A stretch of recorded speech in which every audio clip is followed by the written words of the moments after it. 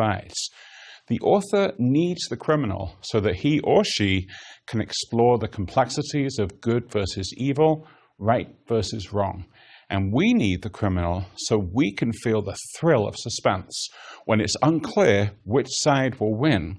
Enjoy the satisfaction of the detective thwarting the criminal's evil plans, and experience the cathartic release that comes from confronting all the dangers the criminal represents in a safe and controlled environment.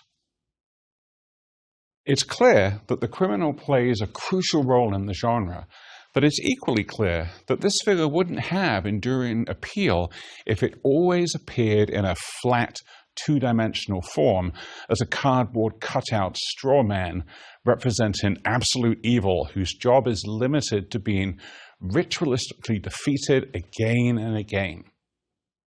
The figure of the criminal must be as complex and varied as the detective in order for the battle between them to be exciting and dramatic.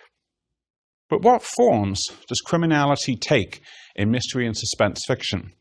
Is the dividing line between detective and criminal always as clear-cut as it seems? Are there cases in which the dividing line between protagonist and antagonist may blur and perhaps even disappear? When all is said and done, are we so interested in the figure of the criminal that it is the true center of gravity of mystery and suspense fiction rather than the heroic representative of the forces of law and order? These are the questions we'll discuss in this lecture. If we turn to the work of Edgar Allan Poe for some preliminary answers to these questions, one thing that strikes us immediately is that the criminal, despite what we may assume, is not always an essential ingredient of a mystery tale. In The Murders in the Rue Morgue, for example, the culprit, a homicidal orangutan, is identified, but he is by no means Auguste Dupin's antagonist or the source of the challenge that he relishes. Instead, the role of antagonist in this story is played by the puzzling mystery itself, and secondarily by the police that Dupin delights in discomfiting. When Dupin remarks at the end of Rue Morgue that he's satisfied with having beaten the prefect, it illustrates how the detective's hostility toward the police can sometimes be so intense that law enforcement takes on the antagonist role. Even for Poe, however, this turns out to be a short-term solution at best. By the time we get to the Purloined Letter, we not only have a criminal who fully deserves the name, but also a type of criminal that would cast a long shadow in the genre by virtue of his similarity to the detective. After all, a big part of the reason that the Minister D is such a worthy opponent is that he is fully Dupin's intellectual equal. They're both learned, analytical, and creative in equal measure. And they apparently have a history with each other that adds an extra frisson to the tale. In fact, they have so many similarities that some of Poe's more literal-minded readers have argued that the shared initial of their last names, D, indicates that they're literally brothers. We don't need to argue for a blood bond between Dupin and the minister to see that they're brothers under the skin or doppelgangers. In fact, when Dupin describes the minister as that monstrum horrendum, the unprincipled man of genius, we're forced to consider the possibility that the only difference between them is that Dupin has principles that ultimately prevent him from following the path of criminality that the minister has taken. With all this said, the question remains, why would Poe want to draw attention to the similarities between two figures, the detective and the criminal, who at first glance should be thought of as opposites? Part of the answer to this question is that drawing out similarities between apparent opposites increases the drama of the confrontation between them. Is there a chance the detective will go over to the dark side and join the criminal? Probably not, but the possibility is enticing. Also, drawing attention to the fragility of the boundary that separates the detective and the criminal makes the detective darker and more complex. Rather than being a flat character that automatically and unthinkingly protects and reinforces society's values, the detective is rendered more complicated by his or her association with criminality. In order to understand the criminal, the detective must be able to think like the criminal. This possibility both intrigues us and helps explain why so many detectives in mystery and suspense fiction are liminal figures, occupying the margins of their societies. Finally, making the detective and the criminal into doppelgangers flies in the face of a common misconception about mystery and suspense fiction, namely that it repeats and reinforces a series of simplistic binaries about good versus evil, right versus wrong, dark versus light, and so on. In fact, as its readers know, the frequently complicated and ambivalent relationships between detectives and criminals illustrate how the genre's moral structure is considerably more complicated than many critics give it credit for. Good and evil aren't always easy to tell apart, and sometimes cannot be distinguished from each other at all. No genre knows this better than mystery and suspense fiction. One of the best-known examples of this type of complex relationship between detective and criminal can be found in the work of Sir Arthur Conan Doyle, when Sherlock Holmes and Professor Moriarty finally meet in person. Indeed, the final problem revolves around Holmes's efforts to destroy Moriarty's vast criminal organization and to make the professor pay for his many crimes.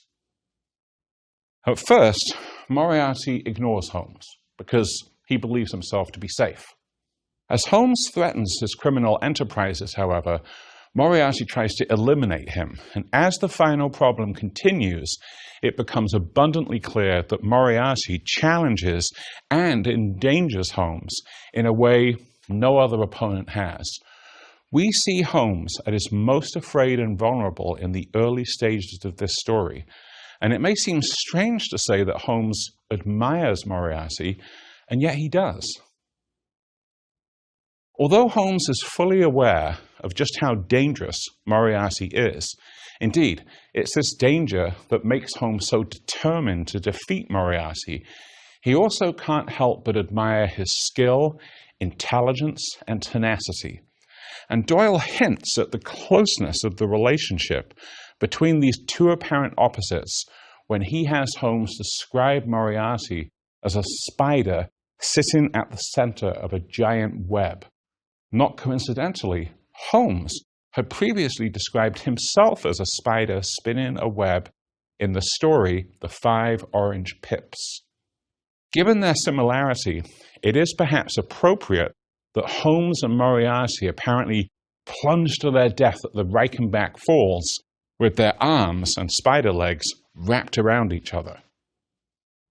But although mystery and suspense fiction have often been interested in exploring the similarities between detective and criminal, I don't want to give the impression that this is the only or even the most common way in which criminals appear in the genre. Far more common than the master criminal is the everyday criminal, the amateur, who murders one or more individuals thanks to a chain of circumstances that are unusual, but that can still be recognized as within the realm of plausibility by the average reader. It should come as no surprise that this type of amateur criminal appears particularly frequently in the work of both Agatha Christie and her most accomplished disciple, P.D. James. Just as Christie works with more ordinary as opposed to heroic detectives, so her criminals tend to come from the ranks of everyday, ordinary people driven to make extraordinary and uncharacteristic decisions.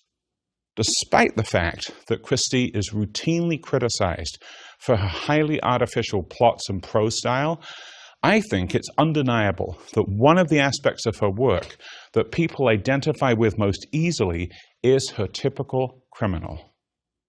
In the ABC murders, Poirot and Captain Hastings are searching for a killer who leaves a copy of an ABC railway guide at the scene of each murder. Even though the criminal appears to be a motiveless serial killer, Poirot eventually realizes that the real murderer was using the figure of the serial killer as a disguise for his own actions and motives. Motives that, in their combination of greed and jealousy, turn out to be depressingly commonplace. In a similar vein, in Devices and Desires, P.D. James contrasts a series of murders committed by a killer nicknamed the Whistler with the murder that is the true focus of the book.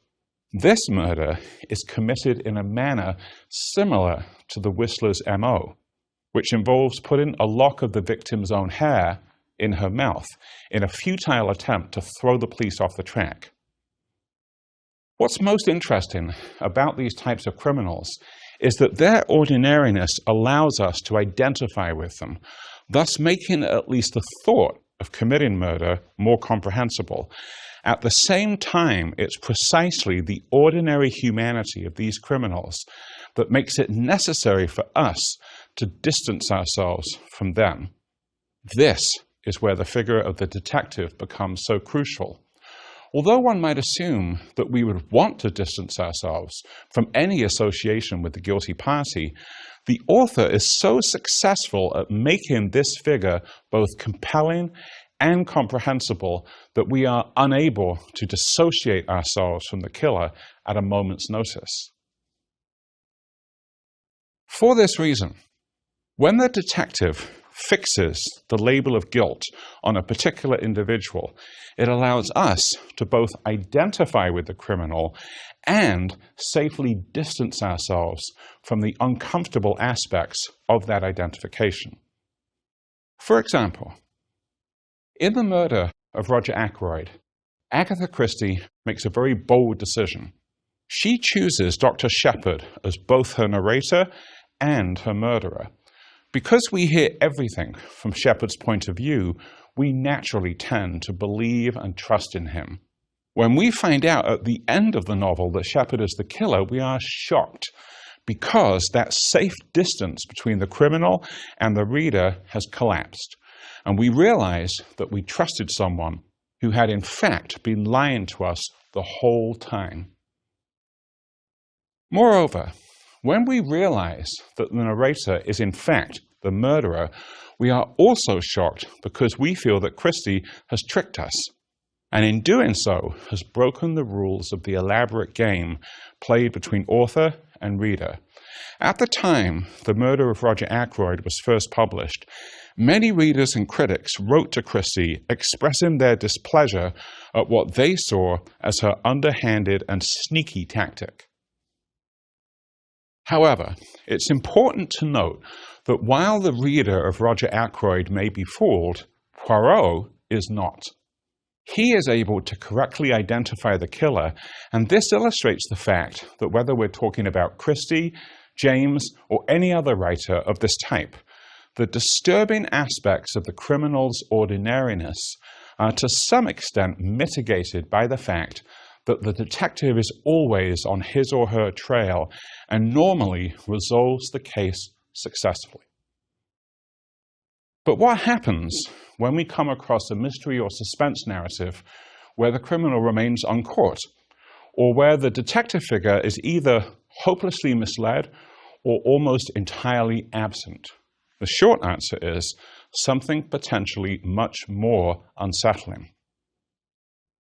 Patricia Highsmith's series featuring murderous conman Tom Ripley provides a strikingly clear example of this phenomenon. Over the course of 5 novels published by Highsmith between 1955 and 1991, sometimes collectively referred to as the Ripleyad, Tom Ripley repeatedly gets away with murder and a variety of other crimes. Although he's frequently suspected and investigated by law enforcement officials, they can never pin anything on him. Ripley finishes each novel free to continue his prosperous and happy life, untroubled by any feelings of guilt or conscience. Ripley is just one of many agreeable psychopaths that appear in Highsmith's fiction. This seems to have been her specialty. And the popularity of her work suggests that many readers enjoy narratives in which the criminal escapes unpunished. This may be partly because such criminals are fantasy figures for the audience, representatives of a world in which we sometimes wish we lived, where we could do anything we wanted to regardless of the consequences.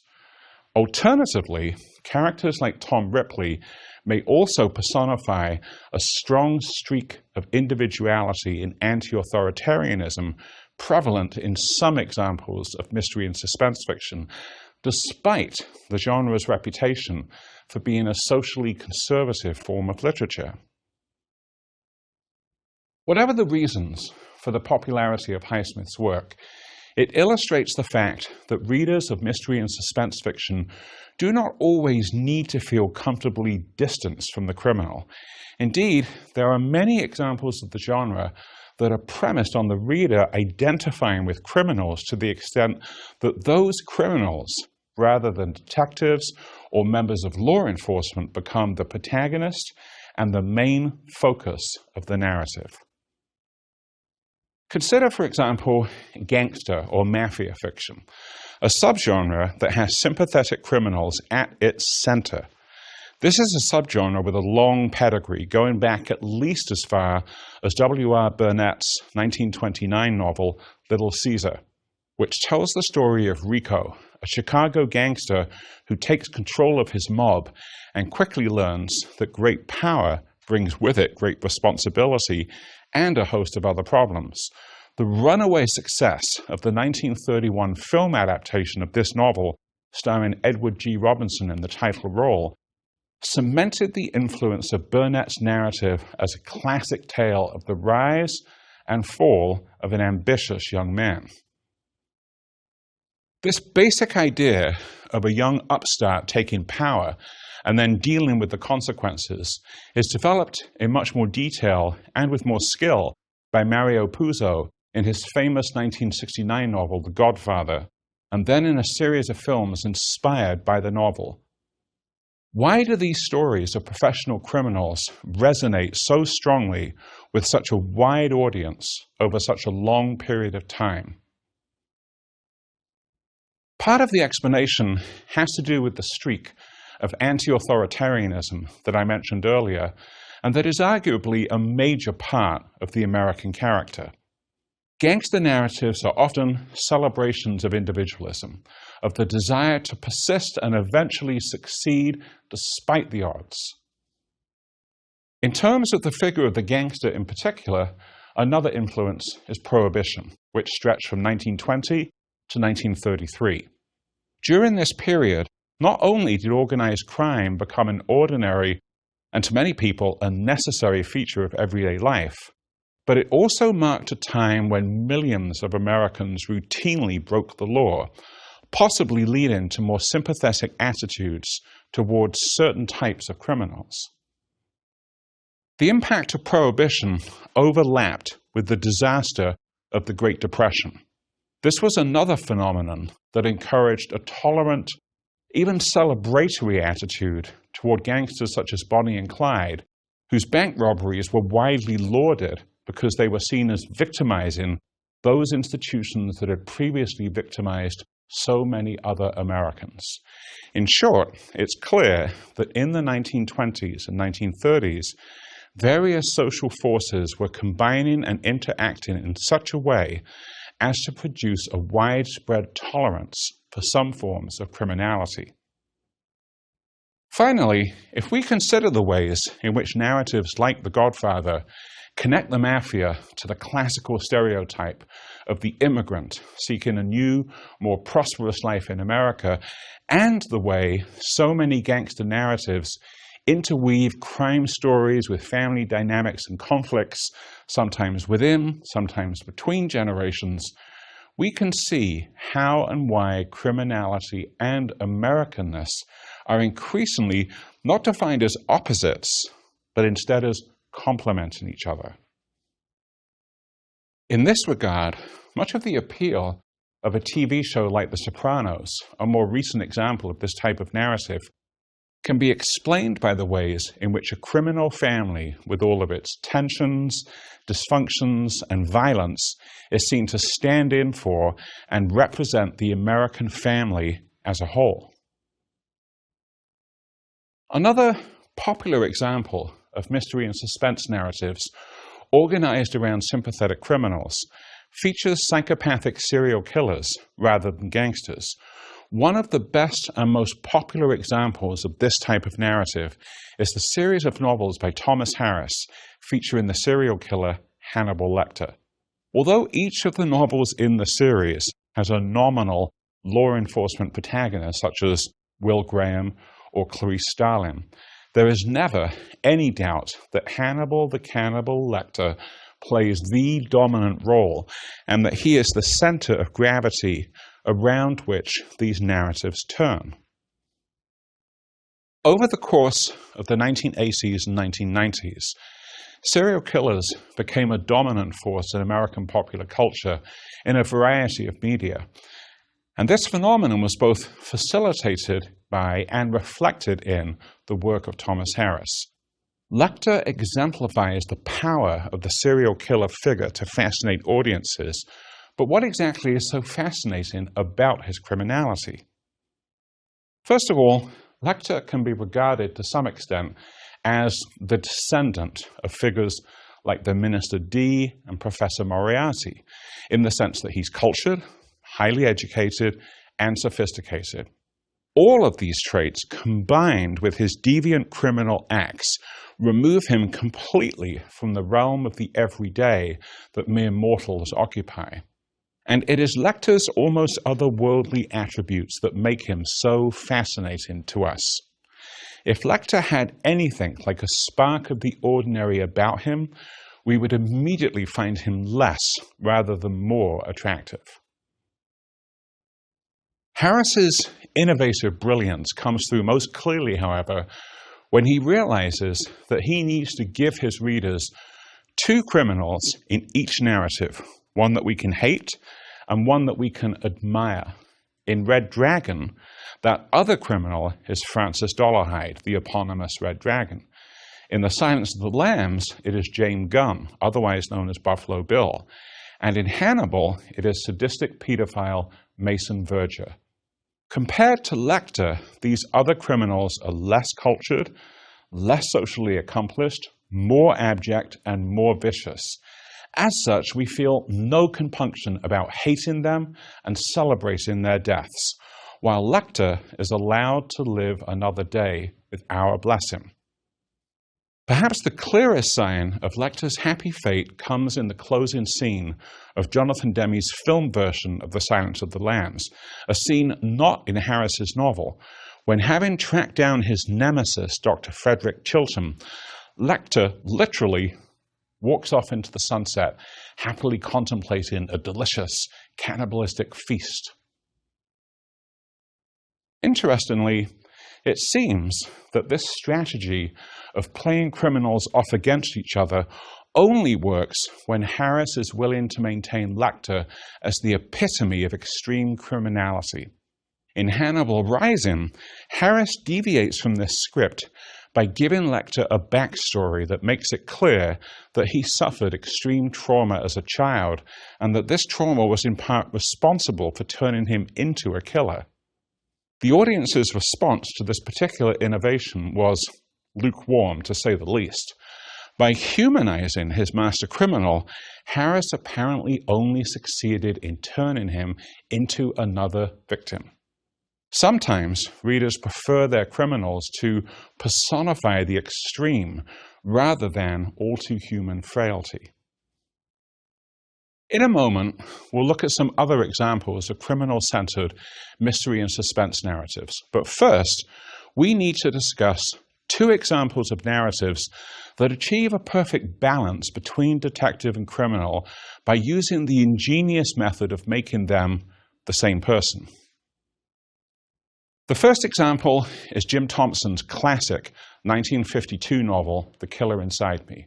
which film director Stanley Kubrick once described as probably the most chilling and believable first-person story of a criminally warped mind I have ever encountered. As Kubrick's description indicates, much of the novel's power derives from the fact that it's told from the first-person point of view of Lou Ford, who is both the deputy sheriff of a small town in Texas and a serial killer who is part of the team investigating the murders he has committed. At the heart of the impact that the novel has on us, however, is the fact that Thompson uses this first-person point of view to make us see that a member of law enforcement and a brutal criminal can exist in the same mind and the same body. There is something about Lou Ford's voice and perspective that is so reasonable and so persuasive that Thompson is able to talk his reader into giving a sociopath the benefit of the doubt, which is an extraordinary achievement. To some extent, Thompson does this by taking what earlier mystery and suspense authors intuited about the similarities between the detective and the criminal to its logical conclusion by making them the same character.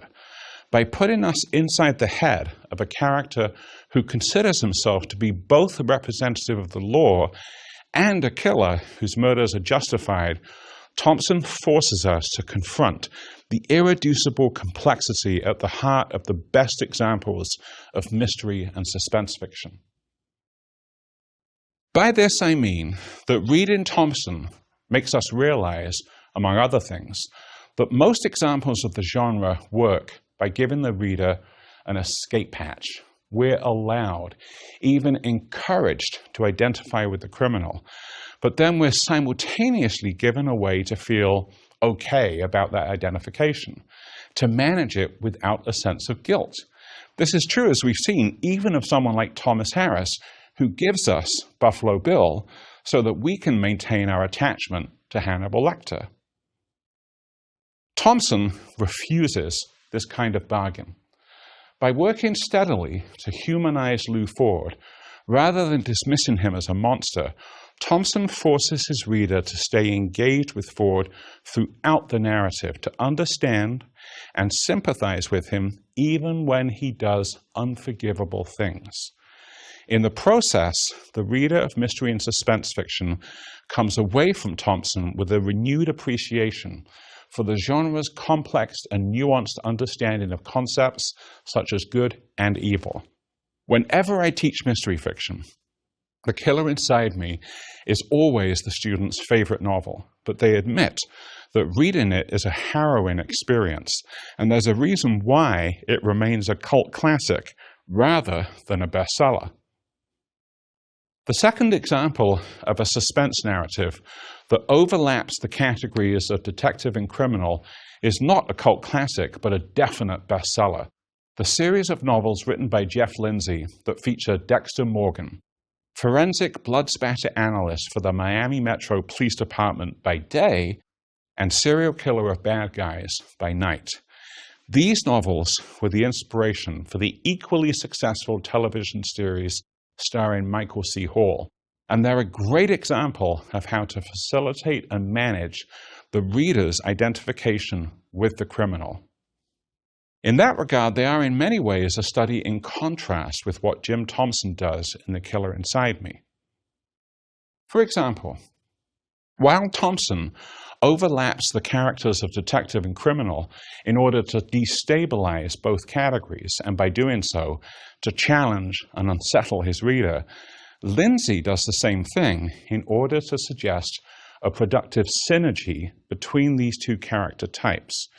In other words, although at first glance we might assume that a police employee and a serial killer are two contradictory identities, Lindsay demonstrates how they can coexist in a harmonious, synergistic relationship. Dexter gets his information about which criminals slip through the net of the official justice system thanks to his access to law enforcement resources.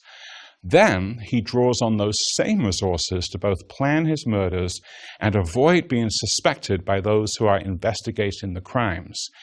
In this way, the sympathetic reader can imagine Dexter's vigilante killings as an auxiliary to law enforcement rather than crimes in their own right.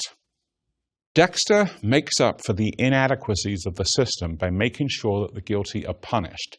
In doing so, Dexter both speaks to and assuages our anxiety about the ineffectiveness of the contemporary legal system. Lindsay gives us even more encouragement to view Dexter's actions generously by taking a leaf from Thomas Harris's playbook. Not only are Dexter's murders compared with the unprincipled murders committed by those that Dexter kills, but Lindsay also provides Dexter with a serial killer antagonist that we can compare to Dexter. Whether we're talking about the Tamiami slasher in Darkly Dreaming Dexter, or Dr. Danko in Dearly Devoted Dexter, Lindsay repeatedly gives us a bad serial killer who is meant to provide an instructive contrast with Dexter, our serial killer, who always kills for impeccably moral or ethical reasons. The final part of Lindsay's system that facilitates readerly identification with Dexter is Dexter's close relationship with his adoptive father, Harry. Recognizing his son's homicidal proclivities, Harry develops and teaches the young Dexter a code of ethics that dictates that A, Dexter must only kill those who deserve it after he has found conclusive evidence of their guilt, and B, he must never get caught. Dexter's subsequent adherence to this code, despite the many temptations he faces to violate it, is meant to be one of the most admirable things about him. Given the amount of time and effort that Lindsay puts into getting his reader to identify with this serial killer protagonist, it should come as no surprise that the Dexter novels are some of the most successful and profitable examples of heroic criminals in the genre of mystery and suspense fiction, but they are by no means the only example of this phenomenon. We have clearly traveled a very long way from our starting point, namely the assumption that the criminal is a straightforward antagonist compared to the detective protagonist. Instead, we've seen that the criminal appears in a wide variety of forms, depending on which type of mystery and suspense fiction we're discussing. As it turns out, the criminal, like so many other elements of this genre, is extremely sensitive to and is able to reflect changes in society at large. And this is a major reason why mystery and suspense fiction continues to be so popular.